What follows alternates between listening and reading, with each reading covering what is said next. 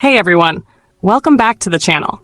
If you're looking for a reliable and secure way to browse the internet, you're in the right place. Today, I'll show you how to set up V2Ray Slow DNS on the Zivpn VPN app using the UDP Custom website. Plus, I'll guide you through creating your very own V2Ray Slow DNS server. So make sure to stick around till the end for all the details. Before we dive in, don't forget to hit that like button, subscribe to the channel, and share this video with your friends to help them secure their connection too. All right, let's jump straight into it. First, open any web browser on your device. In the search bar, type UDP Custom and hit enter. Look for the official UDP Custom website in the search results and click on it.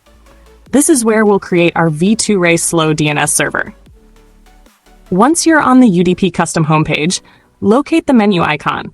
It usually looks like 3 horizontal lines, often referred to as the hamburger icon. Click on it, and a list of options will appear. From the options, select V2Ray Slow DNS Server. This will take you to a page where you can choose your server location. Pick a location that's closest to your region for better performance. After selecting the location, you'll be redirected to an account creation page. Here, enter your desired username, solve the CAPTCHA to verify you're not a robot, and click Create Now. Within seconds, your V2Ray Slow DNS server will be created, and the server details will appear on the screen. Copy the V2Ray VMS details and keep them handy in your clipboard. We'll need them in the next step. Now let's set up the Zivpn app on your device. Open the Google Play Store on your mobile device and type Zivpn in the search bar. When the search results appear, find the Zivpn app, click on it, and tap the Install button.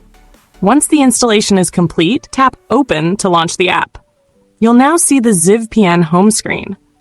On the Zivpn home screen, enable the checkbox for V2Ray to activate its settings.